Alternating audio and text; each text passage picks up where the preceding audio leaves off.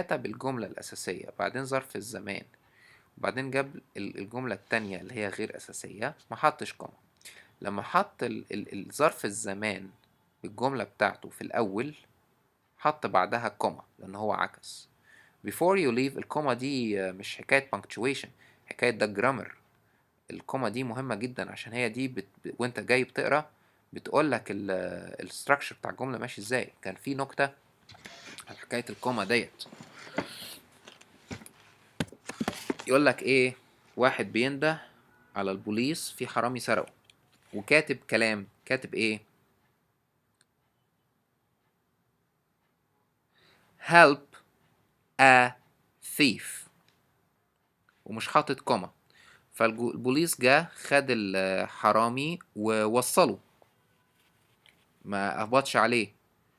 فالراجل استعجب، فالناس جت قالت له عشان انت ما استخدمتش كوما.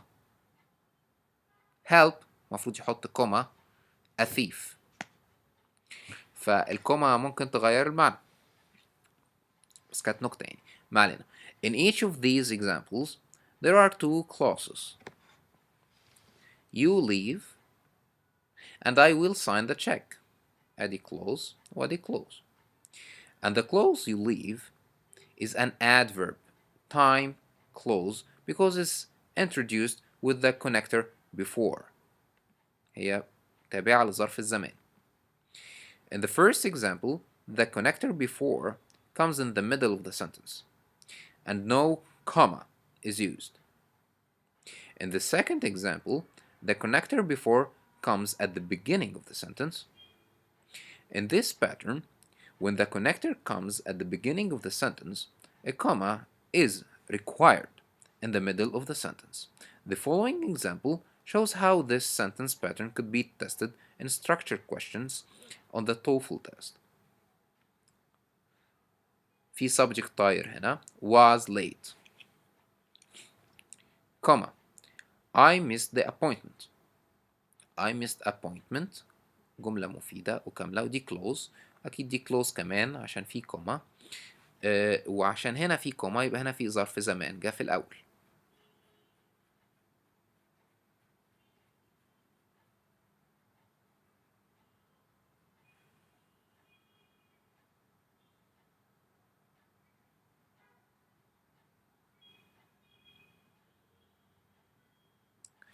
طيب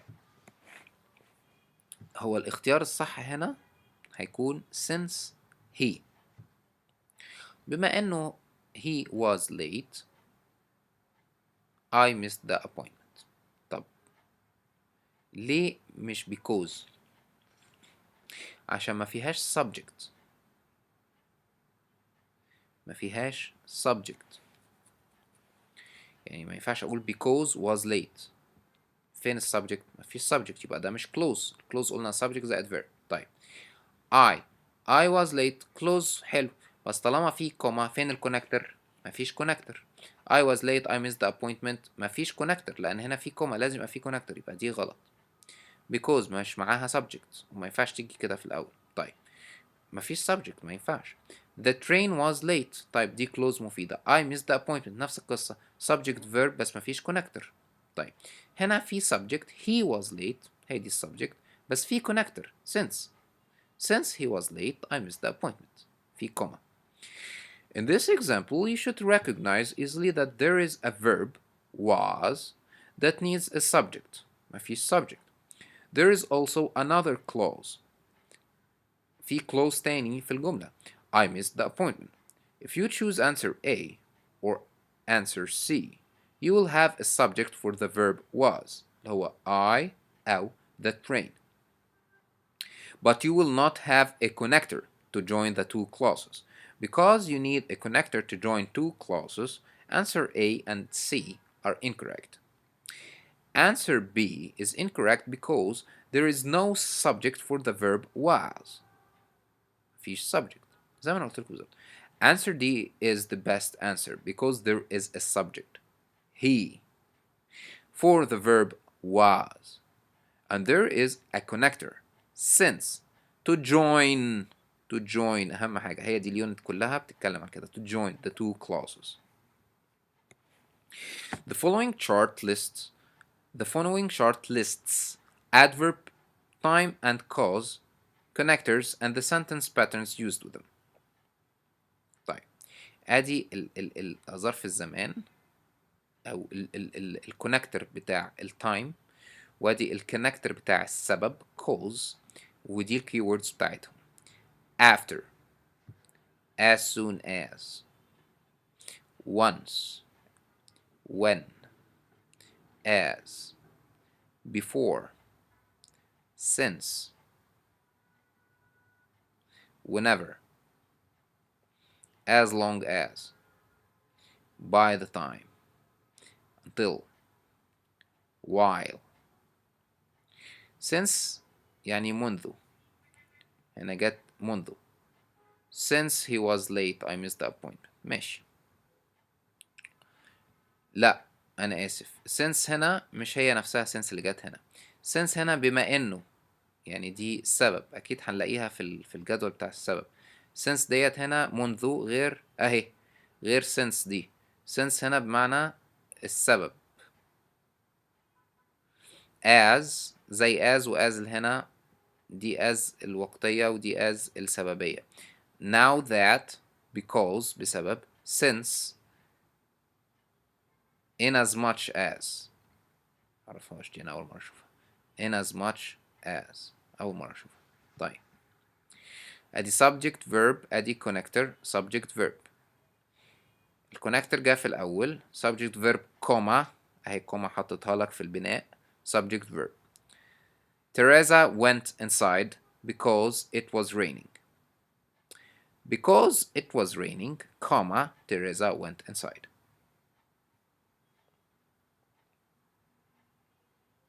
طيب. Use other adverb connectors correctly.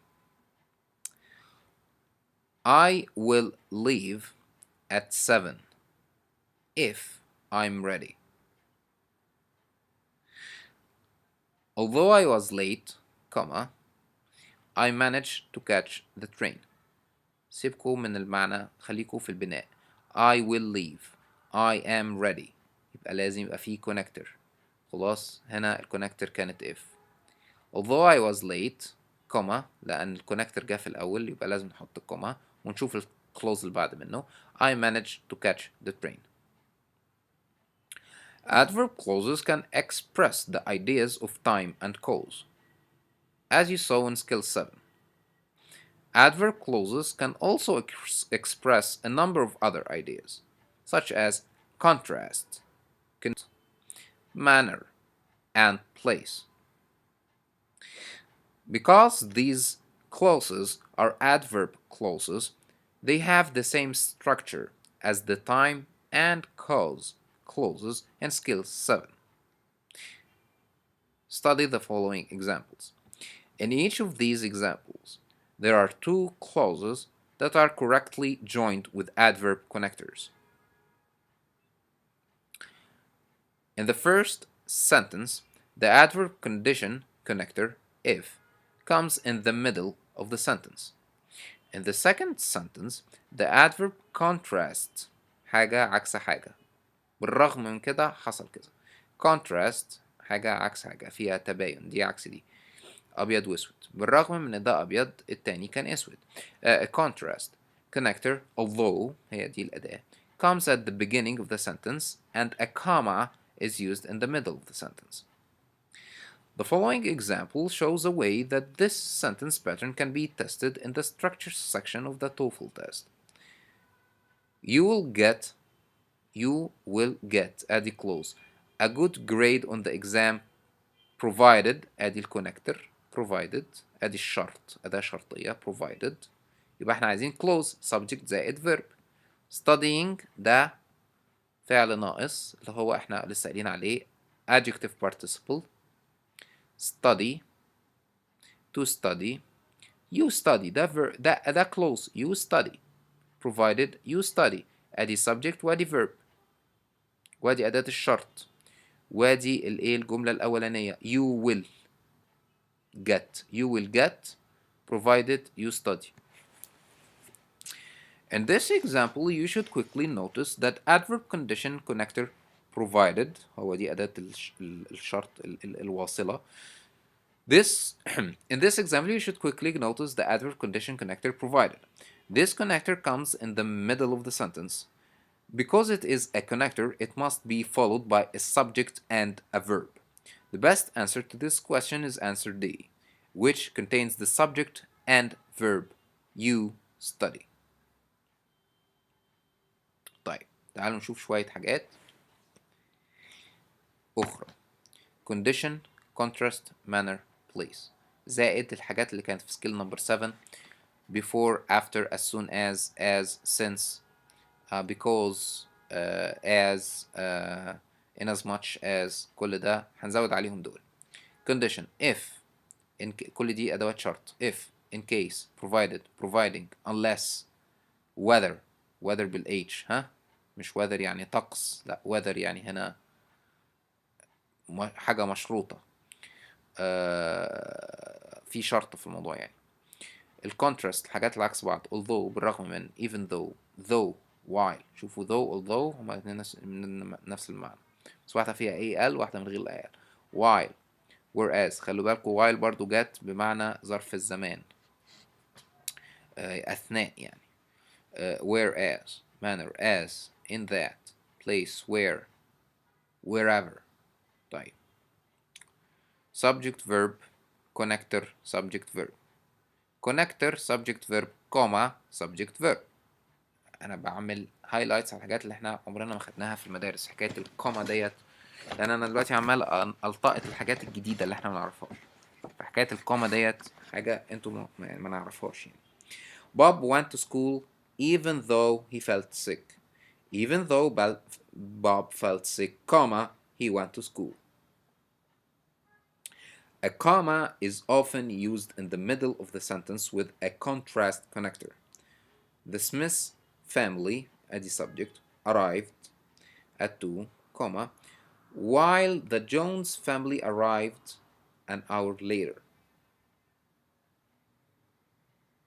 طيب بيقول هنا خلي بالك الكوما هنحطها في نص الجملة with a contrast connector. لما يبقى الكونكتور contrast نحطها في نص الجملة. طيب هي جت مع while.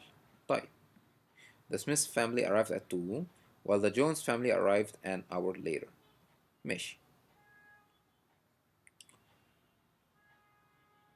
طب لو مسك دي حطها في الأول كان هيحط بعدها كوما ويحط دي بعدها. ماشي. يبقى في الكونتراست دايما بنحط كوما في النص. ماشي.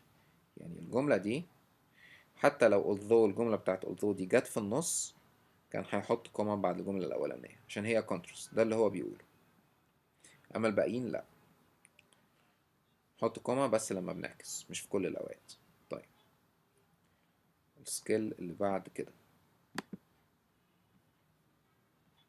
وصلنا لسكيل 8 صح؟ طيب more sentences with multiple clauses. more خلاص. use noun clause connectors correctly. use noun clause connectors أو subjects correctly. use adjective clause connectors correctly. use adjective clause connectors أو subjects correctly. طيب تعالوا نشوف دول سريعا مش بالتفاصيل التفاصيل. يعني مثلا نبص على الجدول بتاع الحاجات اللي بتتحفظ بسرعة زائد الجمل اللي هو بيديها example وخلاص، عشان ندخل بعديها على طول على reduced clause.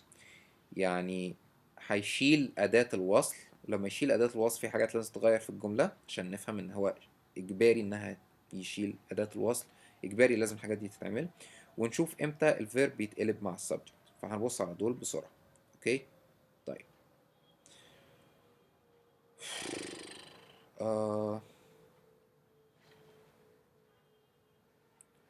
تعالوا نشوف كده.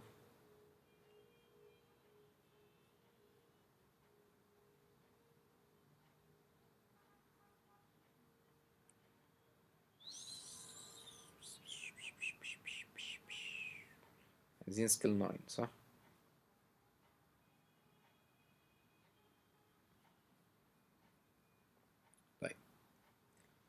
skill 9.